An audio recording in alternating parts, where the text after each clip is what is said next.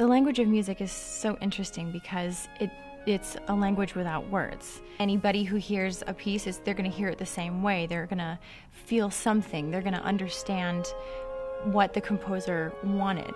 Like, I've played a lot of Celtic music, so to see cloggers or to be in a session and to play with dancers, it's so invigorating. You have the drum, you have the guitar, you have all these instruments, but when you have actual dancers to perform with, it's so much more invigorating. And it's such a wonderful feeling to know that there's such a collaboration between what's going on down in the orchestra and what's going on stage.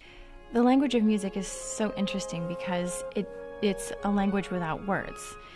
When I'm working with dancers, it definitely changes the performance in that the level of energy is automatically higher.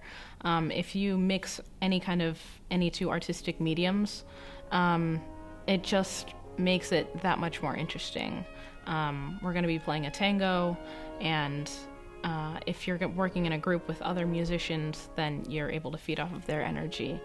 But then you add in the visual and physical element of dancers, and that takes it to a whole new level. And it's a lot of fun to play the tango and to watch the dancers, and if they, look at you or make a sudden movement or anything like that, then it kind of provokes you into, playing just a little bit differently, a little bit more energy, and, you can do something to provoke them to be a little bit more energetic too, and it's a really fun interplay.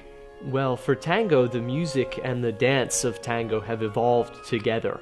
They, as the tango changed, the music-wise, so did the dancing as well. So they're really very hard to separate.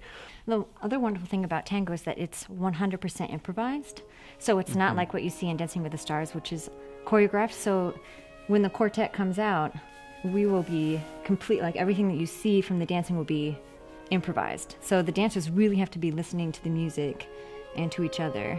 It's such an unusual and exciting event, because normally when I come out on stage with my colleagues from the Charlotte Symphony, I'm holding my flute, and so this is really unusual that I'm coming out in dance shoes instead. It's a very rare opportunity that we have to dance to live tango music. That's not very common in the United States, and so we're really grateful to Classical Idol for giving us the opportunity to be able to dance to live tango in front of such a fabulous audience.